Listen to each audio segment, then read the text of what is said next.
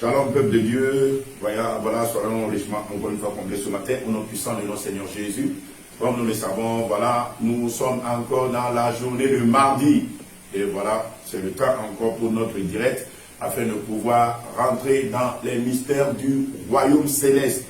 Que le Seigneur nous bénisse abondamment, qui vous protège, qui vous garde, et voilà, et qui nous ouvre les entendements, surtout spirituels, afin de pouvoir capter les messages, capter les révélations.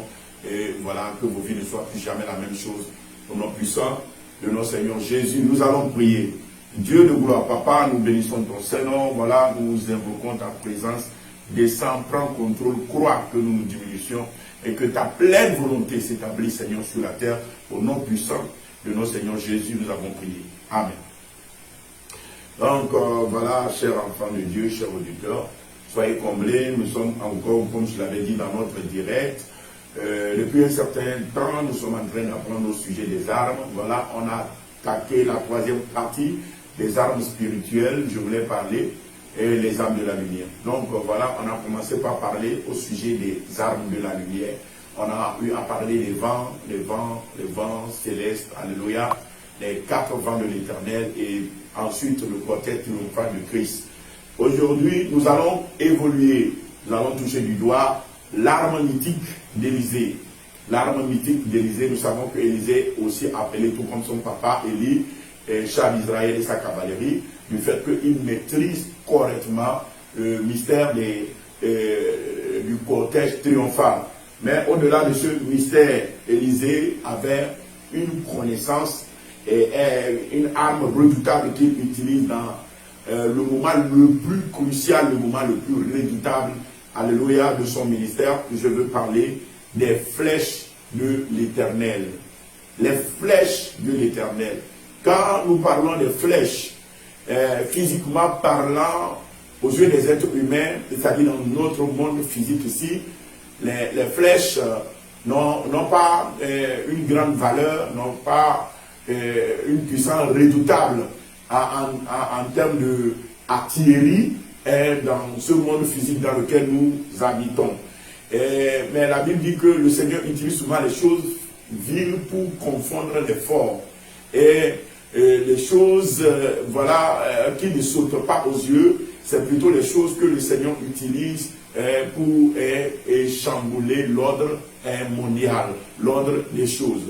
Et effectivement, comme je l'ai dit, quand on commence par parler des flèches de l'Éternel, ça ne paraît pas sauter aux yeux et ça ne paraît pas évoquer quelque chose de très grand. Mais ça fait partie des armes de la lumière et une des plus redoutables de tout l'arsenal céleste que le Seigneur utilise dans les plus grands moments, dans les moments les plus grands, dans les batailles les plus grands. Donc vraiment que le Seigneur nous bénisse au nom puissant de notre Seigneur Jésus-Christ. Nous allons faire notre première lecture dans le livre de 2 Rois 13, le verset 14 à 19. 2 Rois 13, le verset 14 à 19, nous lisons la parole du Seigneur. La Bible dit, Élisée était atteint de la maladie dont il mourut. Et Joas, roi d'Israël, descendit vers lui, pleura sur son visage et dit, mon père, char d'Israël et sa cavalerie. Élisée lui dit, prends un arc et des flèches. Et il prit un arc et des flèches. Puis Élisée dit au roi d'Israël, bande l'arc avec ta main. Et quand il eut bandé de sa main, Élisée mit ses mains sur les mains du roi. Et il dit, ouvre la fenêtre à l'Orient. Et il l'ouvrit. Élisée dit, tire. Et il tira. Élisée dit, c'est une flèche de délivrance de la part de l'Éternel. Une flèche de délivrance contre les Syriens. Tu battras les Syriens à Aphek jusqu'à leur extermination. Élisée dit encore, prends les flèches, et il les prit. Élisée dit au roi d'Israël, frappe contre terre. Et il frappa 3 fois et s'arrêta. L'homme de Dieu s'irrita contre lui et dit, il fallait frapper 5 ou 6 fois. Alors tu auras battu les Syriens jusqu'à leur extermination. Maintenant, tu les battras 3 fois. Que le Seigneur bénisse sa parole. Amen. Voilà, comme nous venons de faire la lecture, nous sommes en train de voir une scène, la dernière scène, ou la scène qui précède la mort d'Élisée. Et comme nous le savons, un papa, quand le temps de sa mort vient, donne ce qu'il y a de plus important dans sa vie. La puissance qu'il a, la force qu'il a, ce qu'il a de plus précieux. Le temps de la mort, c'est le temps où les choses la sortent. Et nous voyons ici Élisée qui était près de mourir. Et le roi Joas, roi d'Israël, ayant appris la mort soudaine de celui qui le protège, de son mentor, de son papa spirituel, Élisée, le roi Joas s'est rendu auprès de lui, en larmes, dans les pleurs. Élisée le regarda, il se prosterna, il se coucha sur les pieds d'Élisée. Et il dit, mon père, char d'Israël et sa cavalerie. C'est-à-dire Élisée, par sa maîtrise du cortège triomphal et par les grandes guerres qu'il a livrées pour le peuple d'Israël en esprit, en parlant des guerres les plus mémorables, à savoir la bataille contre la Syrie, où les chars ont réagi, et la bataille contre la Syrie, où les chars ont également réagi, où ils ont remporté des batailles les plus redoutables. Il se mit alors à pleurer en se remémorant tous ces moments de victoire. Parce que l'homme exactement qui a servi à ces victoires-là est en train de quitter ce monde. En d'autres termes, en appelant Élisée, char d'Israël et sa cavalerie, il voulait dire à Élisée, que ferons-nous après toi? Qui mobilisera encore ce cortège après toi? Qui nous sauvera encore de la main des Assyriens et qui nous sauvera particulièrement de la main de la Syrie? Parce qu'en ce moment, le royaume le plus redoutable, c'est le royaume de la Syrie. Alléluia. Donc le roi Joas pleurait. Il savait que sa fin se dessine. Il savait que c'est fini pour lui. Il savait que lorsque les Syriens apprendront que Élisée est mort, les Syriens monteront contre lui. Il savait qu'il n'a plus, il n'a plus d'issue. Il voit la fin de son règne, la fin de son royaume, la fin de sa dynastie, la fin de tout. C'est pourquoi il est venu pleurer. Il dit, char d'Israël, tu ne peux pas partir. Char d'Israël, tu ne peux pas t'en aller. Tu ne peux pas mourir, nous abandonner. Que nous as-tu fait? Que veux-tu faire? Tu veux nous abandonner dans les mains de l'ennemi. Il était là tout en pleurant, tout en sanglots, tout en larmes. Parce qu'il comprenait que la mort d'Élisée signifie la fin peut-être du royaume d'Israël. Ça signifie peut-être la captivité. Parce que l'homme qui le protégeait n'est plus.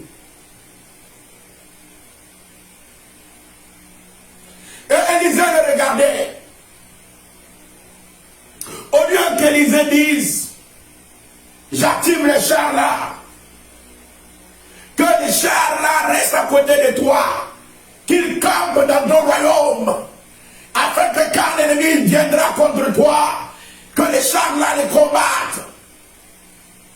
Alléluia. Élisée lui dit, va prendre une flèche. Je vais te faire un acte prophétique. Va prendre une flèche pour symboliser la flèche de l'Éternel. Je vais te faire utiliser une arme que je ne t'ai jamais montrée. Je vais te faire utiliser une arme dont tu ne connais pas encore. Il y avait un grand souci là-bas. Le premier souci, c'est la taille de l'ennemi. Alléluia. Le premier souci, c'est la taille de l'ennemi. Quand on parle de la Syrie à l'époque se déplace sur les champs de bataille avec 32 royaumes différents. Donc quand la Syrie t'attaque avec 32 royaumes différents. Donc quand tu combats la Syrie, tu combats contre 32 royaumes. C'est pourquoi lorsque la Syrie avait attaqué le peuple d'Israël, alléluia, il avait assiégé et il avait pris toutes les provisions, toutes les réserves de nourriture, tout en Israël, au point où les plus riches mangeaient les fientes de pigeons et les plus pauvres tuaient leurs enfants pour manger. C'est ça la Syrie. J'aimerais que nous puissions faire une lecture qui nous permet de se situer par rapport à la hauteur et la taille de la bataille. Nous allons lire dans le livre de 1 roi 20.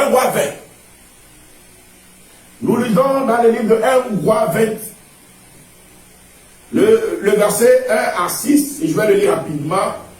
Le roi de la Syrie du nom de Ben-Hadad. Ben-Hadad, roi de Syrie, rassembla toute son armée. Il avait avec lui 32 rois. Vous voyez, 32 rois. C'est 32 royaumes différents qui s'allient à la Syrie pour faire la guerre. Il avait avec lui 32 rois, des chevaux et des chars. Il monta, mit le siège devant Samarie et l'attaqua. Il envoya dans la ville des messagers à Achab, roi d'Israël, et lui fit dire, ainsi parle Ben-Hadad, ton argent, écoutez bien, ton argent et ton or sont à moi. Tes femmes et tes plus beaux enfants sont à moi. Alléluia. Le roi d'Israël répondit, roi, mon Seigneur, comme tu le dis, je suis à toi avec tout ce que j'ai. Les messagers retournèrent et dirent, ainsi parle Ben-Hadad, je t'ai fait dire, tu me livreras ton argent et ton or, tes femmes et tes enfants. J'enverrai donc demain à cette heure mes serviteurs chez toi. Ils fouilleront ta maison et les maisons de tes serviteurs. Ils mettront la main sur tout ce que tu as de précieux et ils l'emporteront. Que le Seigneur bénisse sa parole.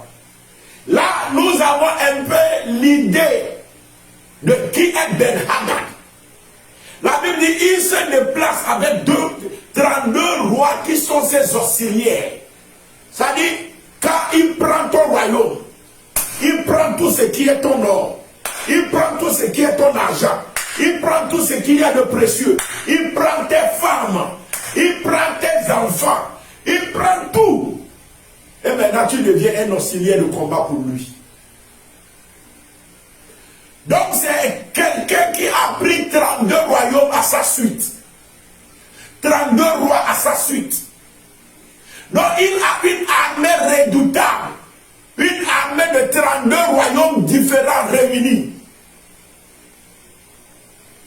Donc quand il venait contre Achab, et il dit, Achab, tu es à moi, ton or est à moi, ton argent est à moi, tes femmes sont à moi, tes enfants sont à moi. Que penses-tu? Achab dit, oh roi, mon Seigneur. Achab s'est prosterné avant même de débuter la bataille. C'est-à-dire, la Syrie est tellement redoutable que les rois et les royaumes tremblent. Le seul fait d'écouter le nom de la Syrie. Et c'est ce royaume-là qui est en train d'attaquer Israël. Et c'est ce qui fait que le roi d'Israël, Joas, se fond en sanglots, se fond en larmes, se fond dans des pleurs. Pourquoi? Parce qu'il sait que sa destruction est déjà arrêtée. Alléluia. Alléluia. Et comme nous sommes en train de le dire, l'homme qui le protège allait partir. Il est en train de trépasser. Il est en train de quitter ce monde. Il est en train de faire un voyage de non-retour. Maintenant, quelle arme utiliser pour protéger ce peuple-là? Au point où même quand Élisée ne sera plus là, ce peuple continue à être protégé. Je vous dis, il y a des armes, quand ils sont utilisés, alléluia, la protection est assurée, la victoire est assurée. Élisée savait qu'il a dans son carquois, il sait qu'il a, et dans son armoirie, et dans son artillerie, il sait qu'il a une arme qu'il peut encore utiliser. Et s'il utilise l'arme là, même après sa mort, Israël sera vainqueur. Élisée n'a pas encore fait sortir tous ses tours. Il sait que ça l'a fait, il avait fermé la bouche, il avait fermé les yeux, il allait trépasser. Mais il dit, mon Seigneur, Joas, prends tes flèches. Même après ma mort, tu n'auras rien à craindre. Parce que je vais prier pour toi. Même après ma mort, je vais disposer une arme qui te délivrera, qui te guérira, qui te libérera, qui apportera la délivrance dans ton royaume. Prends tes flèches et bande l'arc. Parce que tu vas tirer. Et il lui a dit, ouvre la fenêtre. Regardez la direction de la Syrie. Parce que tu vas tirer la flèche. Et il posa sa main sur la main de Joas. Et il dit, la flèche que tu vas tirer, ce n'est pas une flèche physique.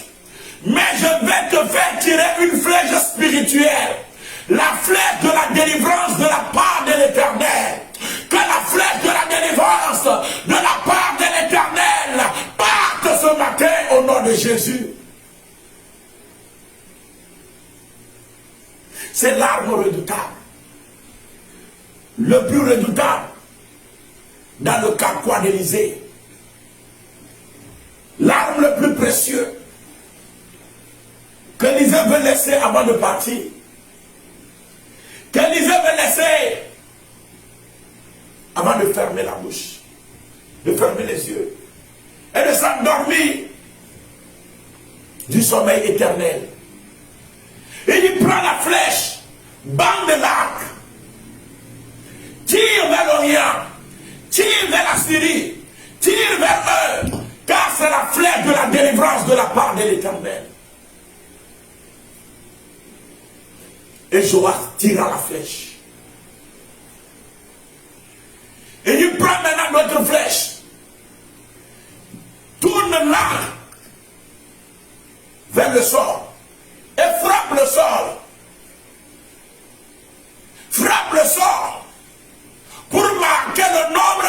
victoire, frappe le sol. Et Joas frappa le sol. Une fois, 2 fois, 3 fois, puis s'arrêta. Et l'homme de Dieu s'énerva. Il dit, mais pourquoi tu t'es arrêté? Fallait frapper 6 fois, 10 fois, même s'il le faut. Et c'est pour définir le nombre de ta victoire. Ça veut dire que maintenant tu battras seulement la Syrie 3 fois. Je suis en train de partir, je ne suis plus le sommet. Mais voilà, je vais laisser le mystère de ta victoire avec toi. Mais tu ne veux pas le cerner. Est-ce que tu es prêt pour lancer la flèche là? Est-ce que tu es prêt pour envoyer la flèche là? Mon ami, ne l'envoie pas une fois.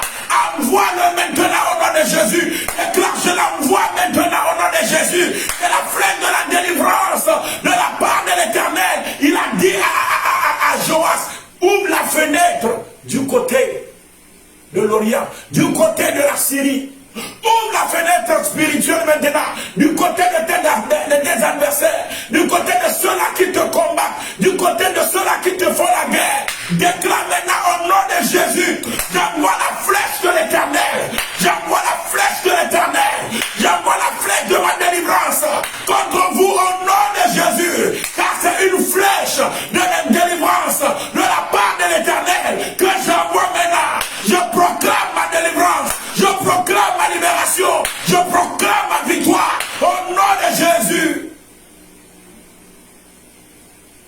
Donc comme je suis en train de le dire, Élisée envoya la flèche là. Joas envoya la flèche là. Mais il l'envoya seulement 3 fois. Et le prophète était déçu. Le prophète était brisé. Le prophète s'énerva. Il dit, c'est pas possible. En tout cas, c'est ton choix. Si tu as choisi 3 fois seulement de triompher, c'est ton choix. Maintenant, sous ma voix prophétique, je ne sais pas combien de fois tu vas triompher de l'ennemi, mais je vais t'écouter envoyer les flèches là. Envoie seulement. Déclare, dis j'envoie. J'envoie 10 fois. J'envoie 20 fois. J'envoie 30 fois. J'envoie 100 fois. Les flèches de la délivrance de la part de l'Éternel. Qu'il frappe de tous les 4 coins. Qu'il frappe le camp de l'ennemi. Je le déclare à partir de ce matin. Au nom de Jésus-Christ de Nazareth. Qu'il en soit ainsi. Voyez. C'est tout ce que prophétiquement Élisée attendait de la part de Joas. Et je te dis prophétiquement, c'est tout ce dont tu as besoin ce matin pour ta victoire. La Bible dit après cela, Élisée s'endormit. Mais même après la mort d'Élisée, l'âme n'a pas son efficacité, continue par travailler. Les endroits où ont été larguées les bombes nucléaires, selon l'histoire, les bombes là continuent pas à avoir d'effet jusqu'aujourd'hui. L'effet des flèches de l'Éternel est chronique. Même longtemps après les avoir envoyés, ils ont leur effet. Ils continuent par taper. Envoie les flèches là. Qu'ils continuent par taper. Au nom de Jésus-Christ de Nazareth. Les flèches de délivrance de la part de l'Éternel. Ce sont des flèches. Ce sont des armes qui opèrent en même temps dans l'exécution et dans les attaques du cortège triomphal. Alléluia. Alléluia. Je ne t'écoute pas me dire Amen là-bas. Que le Seigneur te bénisse. Alléluia. Nous allons faire une lecture dans le livre de Zacharie 9, le verset 14. Seigneur envoie la flèche, comment les flèches se manifestent? Les flèches se manifestent sous forme de éclair ou tonnerre.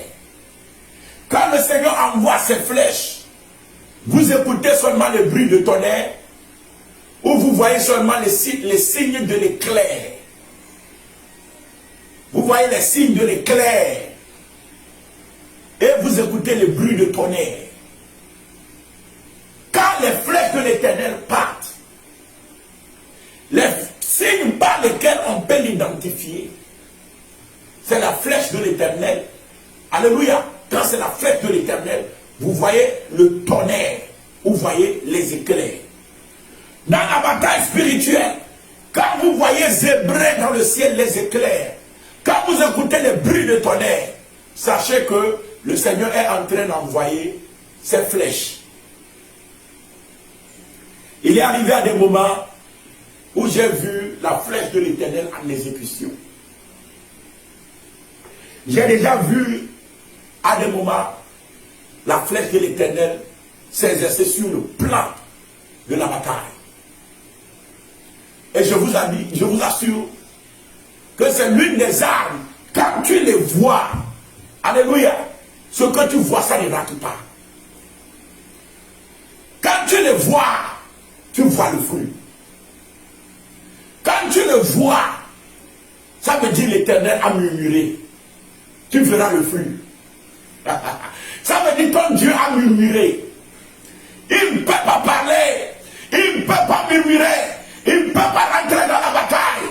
Et la situation ne va pas changer.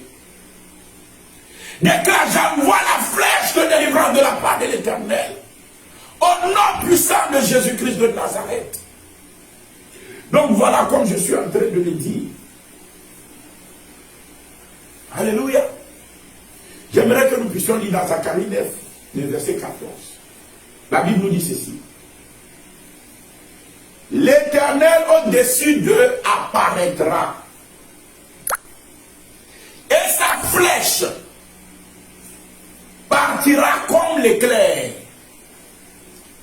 Sa flèche partira comme l'éclair. Le Seigneur, l'Éternel, sonnera de la trompette. Il s'avancera dans l'ouragan du midi. Que le Seigneur bénisse sa parole. La Bible dit, il sonnera de la trompette. Et sa flèche partira comme de l'éclair. Ou bien comme l'éclair, sa flèche partira. Le signe qui s'identifie à la flèche, c'est l'éclair. Le bruit qui s'identifie à la flèche, c'est le tonnerre. Le bruit du tonnerre, la vision de l'éclair. Alléluia. Nous allons faire une autre lecture. Dans le livre de Somme 77, le verset 17 à 19. Somme 77, le verset 17 à 19. La Bible déclare: les nuages versèrent de l'eau par torrent. Le tonnerre retentit dans les nues. Et des flèches volèrent de toutes parts. Ton tonnerre éclata dans le tourbillon. Les éclairs illuminèrent le monde. La terre s'émeut et trembla. S'émut et trembla. Tu te frayas un chemin par la mer, un sentier par les grandes eaux, et tes traces ne furent plus reconnues. Alléluia.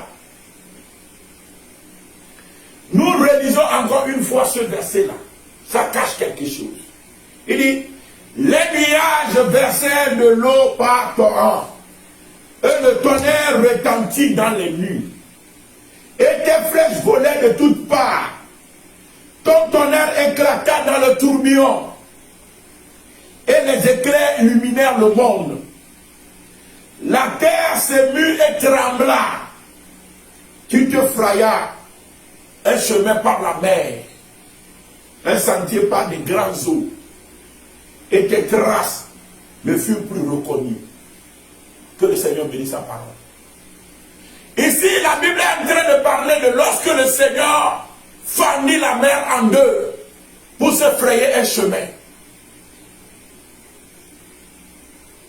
Les Israélites étaient couverts par des nuées et ils marchaient sous les nuées comme dans un tunnel. L'eau les couvrait par-dessus et l'eau les couvrait de deux côtés. Ils étaient au milieu. Alléluia. Et ils ont marché sous l'eau comme dans un tunnel. Et la Bible dit que les tonnerres retentissaient. Et par les flèches, le Seigneur illuminait, alléluia, le ciel.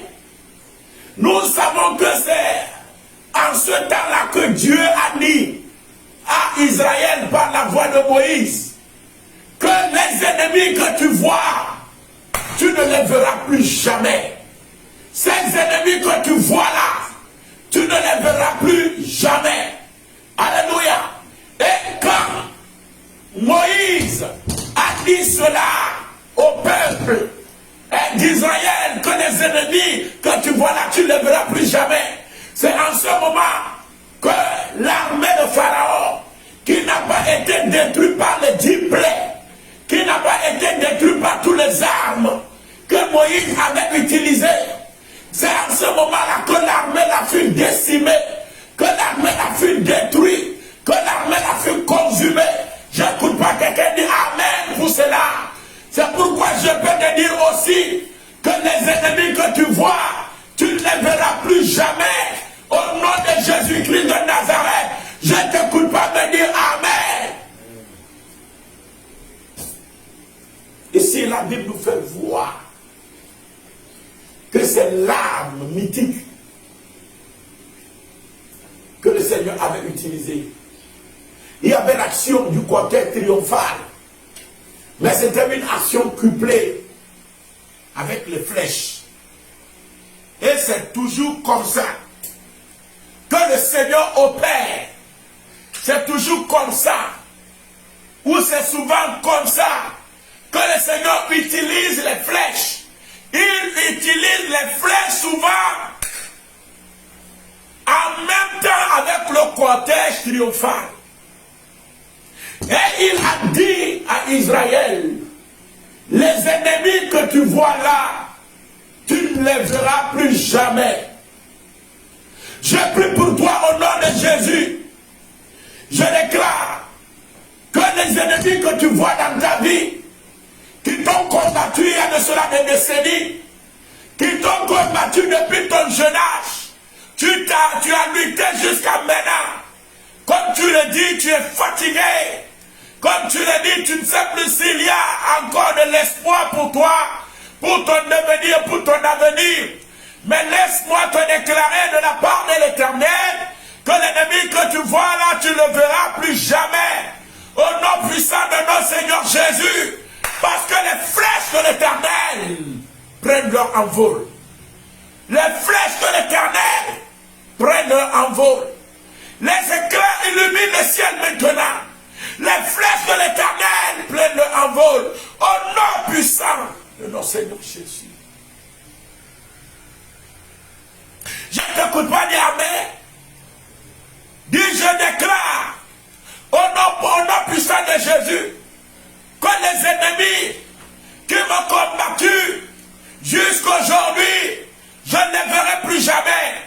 Au nom puissant de Jésus, à partir d'aujourd'hui, j'envoie les flèches de la délivrance de l'Éternel contre eux au nom de Jésus. Que les flèches les dispersent, que les flèches les transpercent, qu'ils transpercent les ennemis du roi, qu'ils transpercent leurs gosiers, qu'ils transpercent leur tête, que les flèches prennent l'envol au nom de Jésus-Christ de Nazareth.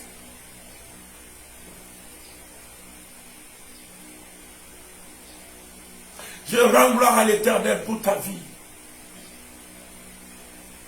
Je dis merci à l'Éternel parce que les flèches s'envolent maintenant. Je dis merci parce que les flèches prennent leur envol maintenant. Les flèches prennent leur envol maintenant. Les flèches prennent leur envol maintenant. Au nom de Jésus-Christ de Nazareth. Je t'assure que si par les flèches là, il a été dit au peuple d'Israël que les ennemis que tu vois, tu ne les verras plus jamais. J'ai dit le sorcier là qui t'a poursuivi. Même tu es en voyage, mais tu as été poursuivi. Tu sens toujours le pas de l'ennemi là derrière toi. Dans tes rêves, quand tu pries, tu cries à Dieu, qu'est-ce qui ne va pas? Quand tu jeûnes, c'est alors que tu vois toujours la même personne là. L'ennemi là qui t'a pourchassé, malgré que même tu as voyagé pour t'écarter. Voilà, il vient toujours atterrir dans ta maison. Au nom puissant de Jésus, que la flèche de l'Éternel les disperse. Que les flèches de l'Éternel les disperse. Au nom de Jésus-Christ de Nazareth, je ne t'écoute pas dire Amen pour cela. Comme je suis en train de le dire, c'est la flèche de la délivrance de la part de l'Éternel. Et comme je vous ai parlé du vaillant guerrier, qui n'est que l'autre nom de notre Seigneur Jésus, le Jehoshua HaMashiach, celui-là qui s'appelle encore le prince de la paix. C'est-à-dire, il vient te remporter les victoires, afin que tu aies ta paix. Parce que lui vient nous donner la paix. Alléluia. Celui-là qui est le Jéhovah Sabaoth. Alléluia. Le chef de l'armée de l'Éternel.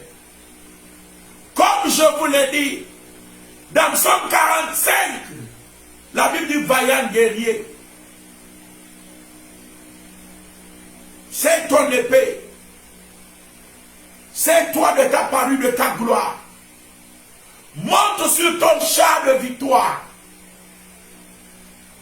Il dit, car tes flèches sont aiguës. Là-bas, la Bible est en train de nous parler du cortège triomphal et de Jésus-Christ. Mais en parlant du cortège triomphal et de notre Seigneur, il parle en même temps des flèches. Parce que les flèches marchent souvent de pair avec le cortège triomphal.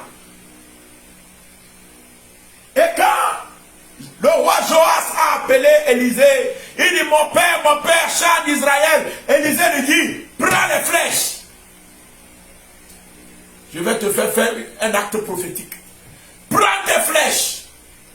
Tu vas les lancer. Ce seraient les flèches de la délivrance de la part de l'Éternel. Alléluia. Donc voilà, comme je suis en train de le dire, les flèches, alléluia, sont l'arme mythique. Alléluia d'Élisée. L'arme la plus redoutable dans son carquois que le prophète a fait sortir avant de mourir. C'est qu'il a le plus précieux. Parce qu'il était devant son fils à sa mort. Donc il ne peut que donner ce qu'il y a de plus précieux. Alléluia. Alléluia. Ce qu'il y a de plus important. Nous avions vu papa Job, le patriarche Job, parler de ces flèches-là. Alléluia. Amen. Parce que celui qui parle de la flèche, comme je l'ai dit, le bruit par lequel on identifie les flèches, c'est le tonnerre. On a vu 2 versets. Et la vision par laquelle on identifie les flèches, c'est les éclairs. Nous écoutons ce que le patriarche Job dit dans Job 26, le verset 14. Il dit, ce sont là les bords de ces voies. C'est le bruit léger qui nous en parvient. Mais qui entendra le tonnerre de sa puissance? Qui entendra, qui peut entendre le tonnerre de la puissance de l'Éternel. Le bruit de ce tonnerre-là, le peuple d'Israël l'a entendu quand ils sont allés auprès de la montagne de Sinaï. Et ils ont dit à Moïse que le Seigneur ne nous parle plus. S'il a quelque chose à dire, il n'a qu'à te le dire et tu viens nous le dire. Parce que nous ne voulons plus écouter ça, nous ne voulons pas mourir. Donc ici, le patriarche Job, notre papa Job dit, qui pourra entendre le bruit de son tonnerre? Oh my God. Oh Jesus. Que le bruit la retentisse dans le camp de l'ennemi. Que le tonnerre la retentisse dans le camp de l'ennemi. Et que ces éclairs partent dans le camp de l'ennemi. Que ces flèches prennent leur envol. Au nom de Jésus-Christ de Nazareth. Je ne t'écoute pas, dis Amen. Alléluia. Alléluia. Donc voilà, comme nous le disons, le patriarche en a parlé. Amen. Et quelle est l'utilité de ces flèches-là? Quelle est l'utilité des flèches? Amen. Je vais toucher encore des choses. Peut-être on va terminer avec les flèches le mardi prochain. Mais pour l'heure, je veux toucher encore certaines choses et nous allons prier. Quelle est l'utilité des flèches? Première utilité des flèches. Les flèches permettent de disperser l'ennemi. Les flèches sont des armes de la dispersion. Quand les ennemis s'unissent contre toi, quand les ennemis, alléluia, font un pour t'attaquer, quand ils complotent, quand les ennemis viennent comme de la nuée, tu as besoin d'envoyer contre eux les flèches de l'Éternel. Comme je l'avais dit, les flèches sont des armes qui marchent de pair avec le cortège triomphal. Ce qui fait que le cortège triomphal ou les vents sont des armes de dispersion, mais les flèches aussi sont des armes de dispersion. Nous allons faire notre lecture dans 2 Samuel 22, le verset 14 à 16. 2 Samuel 22, le verset 14 à 16. Nous lisons la parole du Seigneur. L'Éternel tonna des cieux.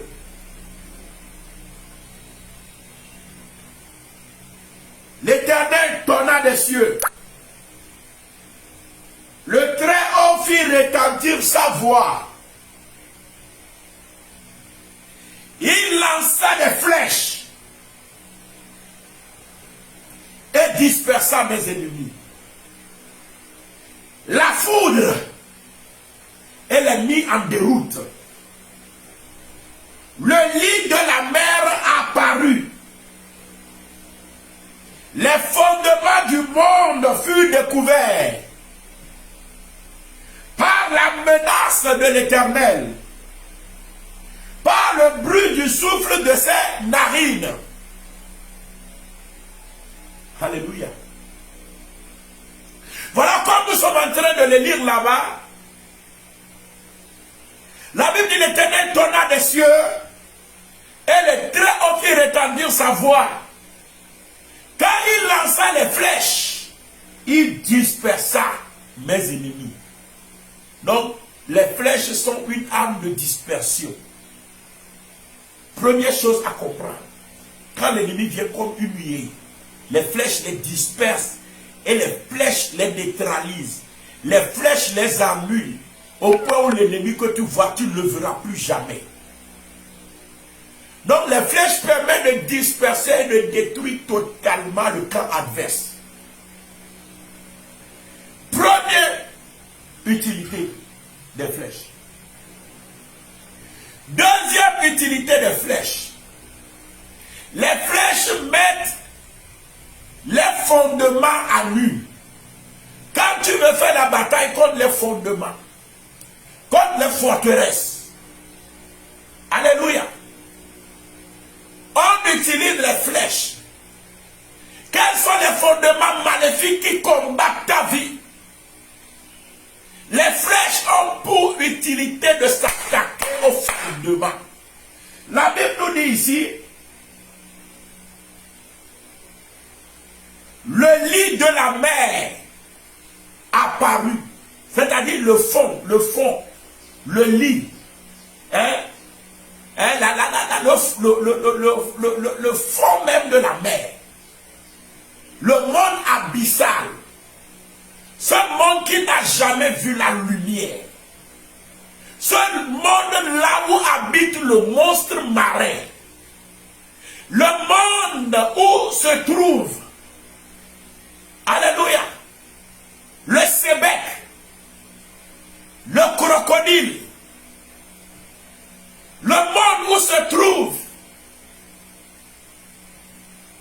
la sirène des eaux, ce monde là où il n'y a que lumière, ténèbres, le monde abyssal. J'en reviendrai le mardi prochain. Ce monde qui constitue le rempart des démons. La Bible dit, la flèche de l'Éternel met à nu le monde là. Ça dit, ça enlève le toit au-dessus d'eux. Ça fait apparaître même le lit des fleuves, même le lit de la mer. Ça dit, il n'y a rien de caché devant les flèches là. Le serpent tortueux, le serpent qui se cache. Alléluia. Quand la flèche prend son envol, la flèche le repère et la flèche le neutralise. Parce qu'il met même le lit de la mer, le lit des fleuves à nu. Ça apparaît à nu devant lui, devant les flèches. Et la Bible continue en disant, les fondements même du monde, les fondements même du monde furent découverts devant les flèches. Même les fondements du monde. Quels sont les fondements de ta vie? Tous les fondements là sont découverts par les flèches de l'Éternel. Maintenant, au nom de Jésus-Christ de Nazareth. Alléluia. Ça, c'est ce que peut faire les flèches de l'Éternel. Mais je ne vais pas rentrer en profondeur. Je me réserve pour le mardi prochain, où je vais rentrer en détail et accompagner en même temps de prière pour attaquer les différents domaines dans lesquels les flèches sont tellement utiles,